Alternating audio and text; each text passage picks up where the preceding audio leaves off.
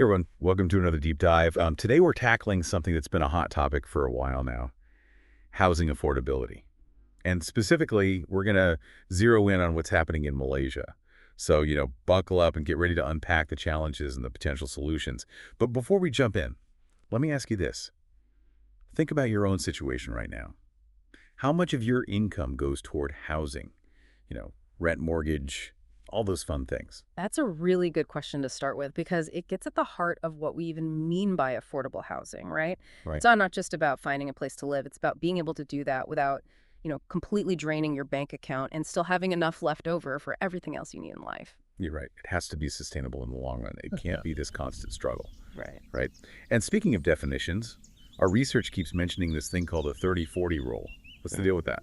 Okay, so the 30-40 rule, it's kind of like a benchmark that a lot of people use to figure out if housing is truly affordable in a given area. So basically it says that if you're spending more than 30% of your gross income on housing, and that includes, everything, your mortgage, your rent, utilities, property taxes, all that jazz, then it's starting to get into that unaffordable territory. Okay, that makes sense. So it's like a warning sign that things might be getting a little bit out of whack. Yeah. Right? So that's one way to look at it. But then there's also this other thing, the median multiplier. How did that fit into the whole affordability picture? Yeah, so the median multiplier, that one looks at the bigger picture. Yeah. It compares the median house price in a particular area to the median household income there.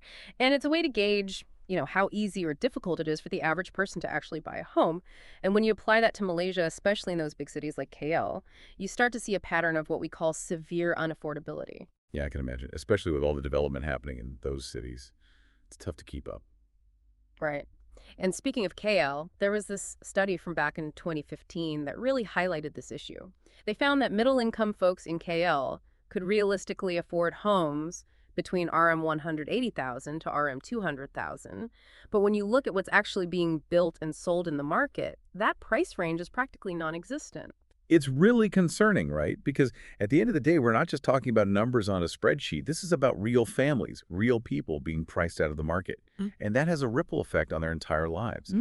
Starting a family, saving for retirement, all those things get pushed further and further out of reach. It's almost like this invisible pressure cooker building up, Right. right?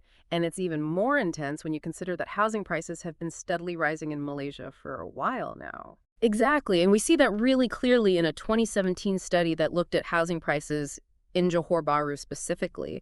Between 2010 and 2014, both the minimum and the maximum prices for different types of houses, they just shot up dramatically. And that really impacts certain groups of people more than others. Yeah, the Bumiputera community comes to mind, right? They make up a significant portion of the population. Yeah. And a lot of them are in those lower middle-income brackets that are being hit the hardest. Absolutely. And this isn't even a new problem. There's research going all the way back to 2006 that was already pointing out the growing gap between what Bumiputera buyers in Johor Bahru could afford and the skyrocketing property prices. It's a long-standing issue.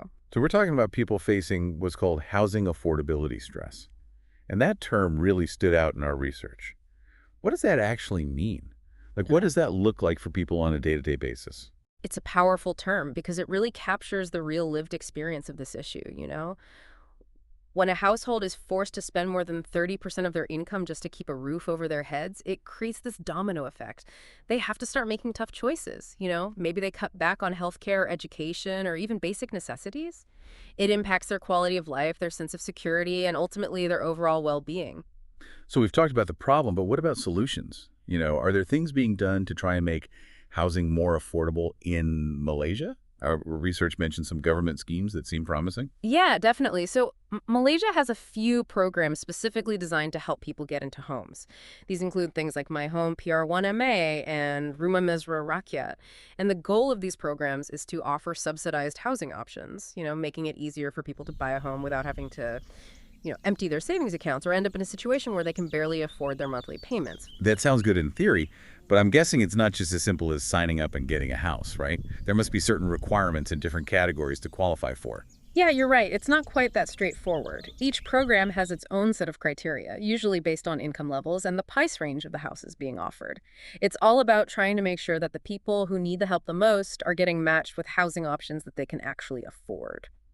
So can you give us an example? Let's say someone is living in Johor and making less than RM 2,000 a month.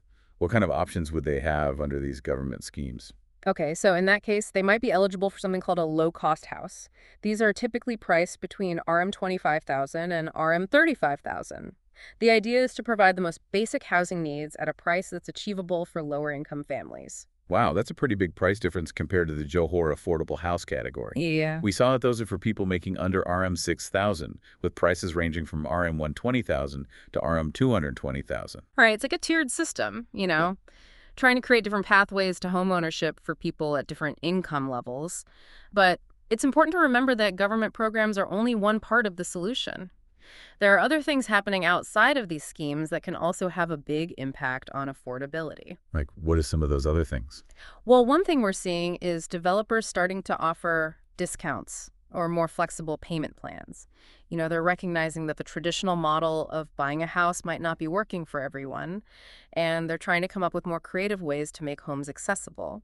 And then there's also REHDA, the Real Estate and Housing Developers Association, Malaysia. They've actually proposed a pretty interesting idea called a bridging loan system. Bridging loans. That sounds kind of complicated. What's that all about? So the idea is that a bridging loan would help people cover that big down payment that's often required to get a mortgage. For a lot of people, that down payment is the biggest hurdle to buying a home. So a bridging loan could really help bridge that gap. But even with all these initiatives, sometimes we get so focused on the price tag that we forget about something really important. It's not just about how much a house costs, but also what you might be giving up to live in a certain place. And that's where the idea of opportunity cost comes in. Opportunity cost. Yeah, I remember that term from our research. But it's not always something people think about, right? No, not really. But it's crucial. Let me give you an example. Imagine you find a house that seems really affordable on paper, but it's located far away from your job, from schools, from reliable public transport. Suddenly, you're facing longer commutes, higher transportation costs, and maybe even less time with your family or for other things you enjoy. All those trade-offs, they factor into the true cost of that affordable house. So it's not just about the sticker price. It's about the bigger picture, right? And that kind of goes back to what we were talking about earlier. Affordability isn't just a number. It's about being able to live a life that feels sustainable and fulfilling. Yeah. And speaking of which, I found this 2017 study in our research that looked at what actually influences Malaysians' housing choices. It was super interesting. Yeah, that one was fascinating. It really highlighted that affordability isn't the only thing people care about when choosing a place to live. There's a whole range of priorities that come into play. So tell us more. What were some of the top considerations that people mentioned in that study? Well, proximity to work was a big one. That makes sense considering all those potential commuting costs we just talked about. But it's not just about the money. People also want to live in a place that just makes sense for their daily routines, where everything's relatively convenient. And then, of course, there's access to quality healthcare and education. Those are non-negotiables for a lot of families. And feeling safe and secure in your neighborhood, that's a top priority for everyone. It sounds like choosing a home is a pretty complex decision-making process. It definitely is. There's a lot to think about and weigh. It's not just about finding the perfect house. It's about finding the right community, the right fit for your lifestyle. And that includes thinking about things like crime rates in the area, whether there are green spaces or parks nearby, and even just the overall sense of community spirit. All those things contribute to a sense of well-being. That makes a lot of sense. And it reminds me of another interesting point from our research. The high rate of car ownership in Malaysia, I think it was something like 93% back in 2014, that must really affect how people think about housing choices, right? Absolutely. When reliable public transportation is limited, owning a car becomes a necessity for a lot of people. And that adds a whole other layer to the affordability equation. You're not just factoring in housing costs anymore, but also gas maintenance insurance, all those car-related expenses. Wow, it's fascinating how all these different factors are interconnected. It really seems like solving the housing affordability problem requires us to think beyond just building more houses. I completely agree. It's about taking a more holistic approach, considering not just the physical buildings, but also the entire ecosystem that surrounds them. That includes everything from transportation infrastructure to access to essential services to a sense of belonging in the community. Okay, so we've talked a lot about the challenges that home buyers in Malaysia are facing. Yeah. But now I'm curious about solutions. Yeah. What are some of the things that can be done to make housing more affordable and accessible for everyone? Well, I think it's important to recognize that there's no magic bullet. Right. There's no single solution that's going to fix everything overnight. This is a complex problem that requires a multifaceted approach. Right. It's not just about building more houses. We need to think about the bigger picture. Exactly. And I think Malaysia is actually on the right track with some of the initiatives they've already implemented. Those government-led affordable housing schemes we talked about earlier, those are definitely a step in the right direction. And it's also been encouraging to see developers starting to think outside the box, offering more flexible payment options and exploring alternative models like rent to own. Yeah, those are all positive developments. Yeah. But ultimately, it seems like the goal is to create a system where everyone has a genuine opportunity to own a home, Yeah. regardless of their income level. Absolutely. And that means not only providing affordable options, but also making sure those options are located in places where people actually want to live. Places that are close to jobs, schools, amenities, and that have a strong sense of community. Right, because at the end of the day, it's not just about having a roof over your head. It's about having a place where you can truly thrive. Exactly. It's about creating communities where people feel connected, supported, and empowered. And that requires a holistic approach, one that considers not just the physical buildings, but also the surrounding environment, the social fabric, the economic opportunities. All those things play a role. This has been a really insightful conversation. But before we wrap up, I want to leave our listeners with something to think about. We've talked a lot about the challenges and potential solutions, but I'm curious, what about you? If you were looking for a home today, what would your top priorities be? What factors would you consider the most important? It's a great question. And one that everyone should ask themselves because at the end of the day, choosing a home is a very personal decision. It's about finding a place that aligns with your own unique values, needs, and aspirations. And that's what makes this whole topic so fascinating. Hmm. It's not just about bricks and mortar. It's about people and their dreams for a better future. So as you navigate your own housing journey, take some time to really reflect on what matters most to you. What kind of community do you want to be a part of? What kind of life do you want to build?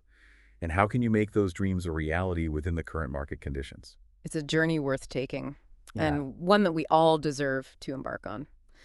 Because ultimately, everyone deserves a place to call home, a place where they can feel safe, secure, and connected. And that's something worth fighting for. Well said. And on that note, we're going to wrap up this deep dive into housing affordability in Malaysia. Thanks for joining us, and we hope you found this conversation informative and maybe even a little bit inspiring. Until next time, keep exploring, keep asking questions, and keep diving deep.